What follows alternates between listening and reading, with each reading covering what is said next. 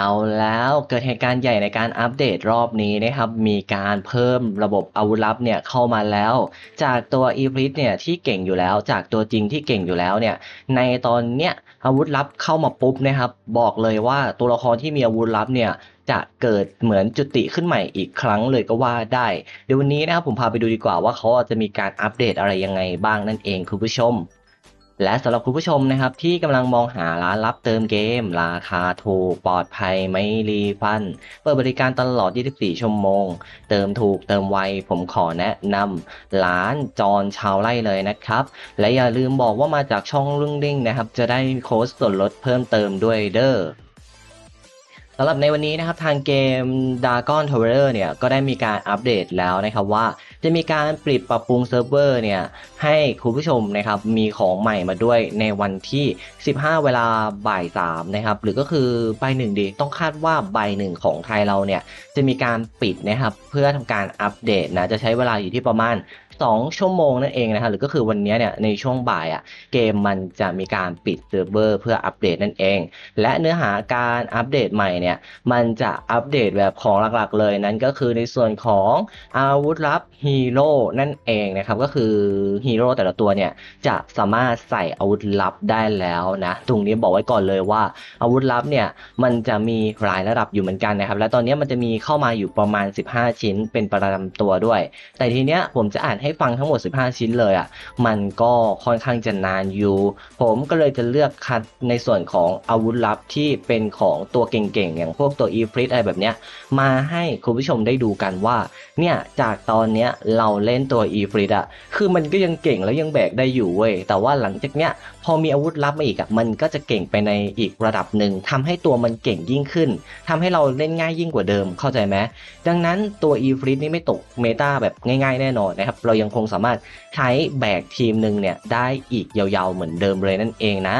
ไปดูกันที่อาวุธลับก่อนนะครับเดี๋ยวจะแนบรูปให้ดูนะสำหรับตัว e f r i t นะครับสำหรับในส่วนของอาวุธลับของมันเนี่ยตัวอาวุธลับ e f r i t เนี่ยมันจะเก่งยังไงแล้วเป็นประมาณไหนนะเพราะว่ามันก็ไม่ได้มีครบทุกตัวแต่ว่ามันก็มีอาวุธที่เป็นอาวุธลับเนี่ยที่สามารถแบบไม่ได้เฉพาะตัวนะครับหรือก็คือเอาไปใส่ให้ตัวอื่นได้มันจะมีนะดังนั้นถึงตัวใดมันจะไม่มีอาวุธแบบว่าประจำตัวอย่างพวกพวกจริงเนี่ยมันยังไม่เข้ามาก็ยังสามารถที่จะมีอาวุธลับตัวอื่นๆเนี่ยมาใส่ได้เหมือนกันเด้อดังนั้นไม่ต้องกลัวนะครับแต่ว่าจะอ่านในส่วนของพวกตัวของ e f r i t เนี่ยที่มันมีอาวุธประจำตัวให้ก่อนว่าสกิลมันเป็นประมาณไหนสำหรับสกิลของตัว e f r i t นะครับสกิลดีเลิศเนี่ยก็จะเป็นเมื่อฮีโร่นะครับถึงม่วง6 ดาวทุกครั้งที่ไล่สกิลนะครับจะใช้ปลุกตื่น1ชั้นทำให้เพิ่มดาเมจในช่วงสกิลของตนเองเนี่ย27%นะครับก็เอาง่ายๆว่าไม่ว่าจะเป็นสกิลไหนเราก็ตามเวลาเราทำการใช้ไปแล้วเรามีปลุกตื่นมันจะหักลง1ชั้นใช่ไหมเราสามารถที่จะแตกปลุกตื่นเนี่ยได้อยู่ที่9ชั้นมันหัก1ชั้นเพิ่มดาเมจของสกิลนั้นๆตอนที่หักเนี่ยอยู่ที่27%เยอะไหมโคตรเยอะสมมุติว่าเรามีปลุกตื่นแล้วเราใช้สกิลอัลติเมทเนี่ยช่วงดาว6แฉกมันจะหักปลุกตื่นเราด้วย1ชั้นแล้วมันก็จะเปลี่ยนแปลงนะครับในการเพิ่มดาเมจเนี่ยอยู่ที่ในช่วงสกิลนั้นๆ27%ก็เหมือนบูสต์ให้มันแรงขึ้น27%นั่นแหละคุณผู้ชมดังนั้นแค่สกิลแรกๆเนี่ยก็คือแบบเริ่มเห็นผลแบบขั้นสุดเหมือนกันนะเนี่ยไม่ใช่อะไรนะครับบอกเลยว่าตัวอีฟริตนี่มันจะเก่งมากขึ้นแบบเยอะมากแค่สกิลตอนแบบว่า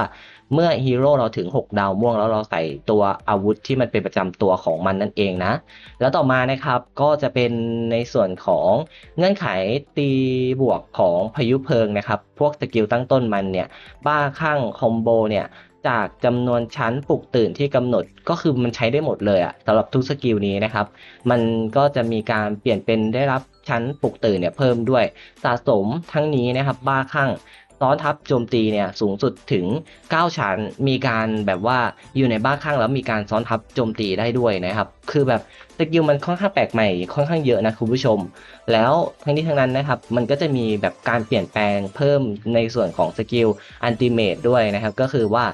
เนี่ยเมื่อเราโจมตีปกติมันจะมีการไล่ประทับเพลิงให้เป้าหมายเนี่ย1 ชั้นแก่เป้าหมายนั่นเองครับซึ่งไอประทับเพลิงจริงๆแล้วเอาไว้ทำอะไรเมื่อเปิดใช้งานประทับเพลิงนะครับจะมีการลดคูลดาวน์มันไม่ได้เป็นดีบัฟอะไรดีๆแต่อย่างใดแต่ว่ามันเป็นที่เราปล่อยการโจมตี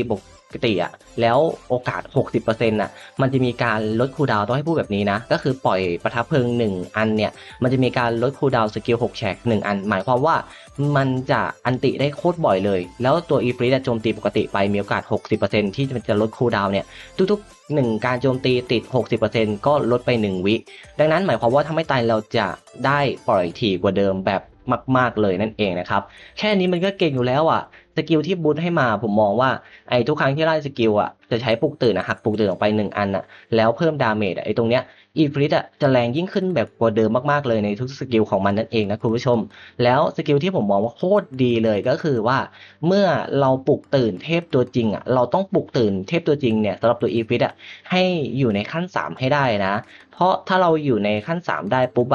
มันจะทำให้ดาว6แฉกนะครับของหน่วยเดียวกันเนี่ยถูกโจมตีด้วยบอลไฟก็คือจากปกติมันจะมีการทำอันติไปแล้ว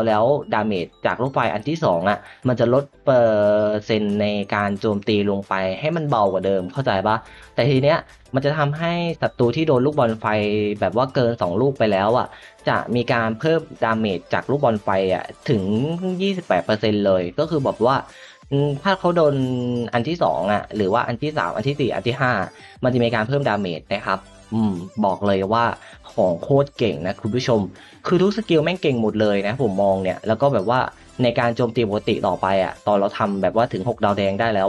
มันจะมีการลดคูลดาวน์สกิลนี้ให้เราได้บ่อยยิ่งขึ้นอันนี้ตัวมันจะเถื่อนขึ้นแบบเยอะมากๆเลยนั่นเองนะครับดังนั้นเนี่ยไม่ต้องกลัวเลยว่าตัวอีฟริตเนี่ยมันจะใช้ได้อีกไม่ยาวๆตอนนี้ผมก็ว่ามันเก่งอยู่นะมันยังอัติได้บ่อยอยู่แต่ในอนาคตเนี่ยคือมันจะโจมตีทุกสกิลแรงขึ้นพูดง่ายๆและก็ในอนาคตนะครับถ้ามาหลังตัวอาวุธลับได้ใส่แบบเฉพาะให้มันแล้วมันจะมีการโจมตีสกิลอันติเมทเนี่ยได้บ่อยยิ่งขึ้นเพราะมันจะมีการโจมตีปกติแล้วมีโอกาส 60% ที่จะลดคูลดาวน์สกิลของดาว6แฉกหรือก็คือถ้าไม่ตายเนี่ยอยู่ที่1วิทุกๆการโจมตีปกติใช่ไหมมันก็ทำให้เราอันติได้รวดเร็วและก็อันที่3ที่ผมมองหัวใจหลักๆเลยก็คือเมื่อเรายิงซ้ำเนี่ยลูกไฟลูกที่2ขึ้นไปดาเมจมันจะเพิ่มขึ้น 28% นะครับนั่นหมายความว่าจากปกติที่เรายิงลูกแรกดาเมจมันเต็มๆแต่ว่าลูกที่2ที่โดนศัตรูซ้ำๆตัวเดิมมันโดนลดดาเมจเหลือแค่ 20% นะครับมันก็ได้เพิ่มไปอีก 28%หมายความว่าในนัดที่2เนี่ยมันจะอยู่ที่ประมาณ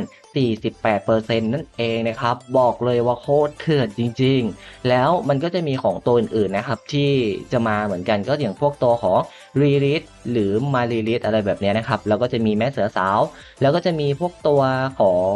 ฮาร์เดสอะไรแบบนี้ที่เป็นตัว EX ด้วยไทเทเนียก็มีหมดอนุบิสก็มีนะครับแต่ว่าเราไม่ขออ่านสกิลให้ผมอ่านแค่ตัวที่มันเก่งที่สุดแล้วมันสามารถแบกได้ทีนี้เราก็คงจะสงสัยว่าพี่แล้วตัวจริงไม่มีหรอในตัวนี้มันน่าจะยังไม่มีนะครับแต่ว่าในอนาคตต้องมีแน่ๆแต่ถามว่ามันจะเปิดระบบให้เราเลยไหมเปิดเหมือนกันนะครับอาวุธลับแค่เราทำดาวได้ก็คือเปิดเหมือนกันแต่ว่าอาวุธเนี่ยที่เราจะเอามาใส่มันอาจจะไม่ใช่ประจำตัวแต่มันจะเป็นอาวุธที่เอามาใส่ได้แบบว่ามีทุกสกิลที่เอามาใส่ได้เข้าใจไหมแบบไม่ใช่ประจำตัวแต่ว่ามันจะเป็นของแยกไปที่แบบสามารถใส่ได้ทุกตัวเราแค่อ่านสกิลว่ามันดีหรือไม่ดีโจมตีเพิ่มดาเมจอะไรแบบเนี้ยเราสามารถเอามาใส่ให้น้องได้นั่นเองนะครับถึงแม้จะไม่มีประจำตัวแต่ว่ามันก็ยังมีในส่วนของอาวุธที่มาทดแทนได้นั่นเองคุณผู้ชมดังนั้นนะครับก็จะเป็นประมาณนี้เลยอัปเดตรอบนี้นี่แหละนะครับบอกเลยว่าโดนแน่นอนคือเขาจะมีการอัปเดตวันนี้นะแล้วหลังจากเนี้ยพอน่าจะวันพรุ่งนี้นี่แหละนะครับที่อาวุธมันจะเข้าใช่หรือเปล่าว่าผมอ่านไม่ถี่ทวนปะเนี่ยใช่สิวันที่16นะครับก็วันพรุ่งนี้ไม่นะคือตัวของอีฟริปผมยังสามารถใช้มันแบกได้อีกยาวๆเลยนั่นเองนะครับอ่านจากสกิลละความเก่งคือมหาศาลสุดๆเลยนั่นเองนะคุณผู้ชมตัวนี้ แล้วก็ตัวอื่นก็ใช้อาวุธทดแทนไปก็แค่นั้นนั่นเองนะครับดังนั้นนะครับก็จะเป็นประมาณนี้เลยคุณผู้ชมก็สำหรับการอัปเดตในรอบนี้เนี่ยเราขอแค่พวกอาวุธเทพอะไรละกันเพราะว่าไอของที่มันจะมาจากกิจกรรมอีเวนท์ที่มันกำลังจะหมดอายุแบบเนี้ยผมยังขอไม่รีวิวอะไรมันมากเพราะว่ามันก็ไม่ได้สำคัญนะมันเริ่มแบบซ้ำๆจำเจแล้วนะอย่างอื่นๆเนี่ยก็ไม่ได้มีอะไรที่มาใหม่แต่ที่มาใหม่แบบสุดๆเลยก็จะเป็นในเรื่องของตัวอาวุธนั่นเองนะครับถ้าคุณผู้ชมอยากให้ผมไป copy อาวุธเซิร์ฟเวอร์นอกมาว่าตัวอื่นๆที่มันใช้อาวุธมันใช้กันแบบไหนเดี๋ยวผมจะมาทำคลิปให้ในภายหลังละกันนะครับก็สำหรับคลิปนี้เราจะมาเตือนแค่นี้เลยนะผมตื่นเต้นแล้วนะคือผมอยากเห็นอาวุธอยากใส่อาวุธจะแย่แล้วนะครับ จากที่ได้ดูมาเนี่ยคือแบบเก่งจริงเนาะดังนั้นนะครับก็จะเป็นประมาณนี้เลยดีกว่าก็สำหรับวันนี้เนี่ยมันก็คงไม่มีอะไรไปมากกว่านี้แล้วก็คงจะต้องขอตัวลาเพื่อนไปก่อนแล้วเนาะสวัสดีครับ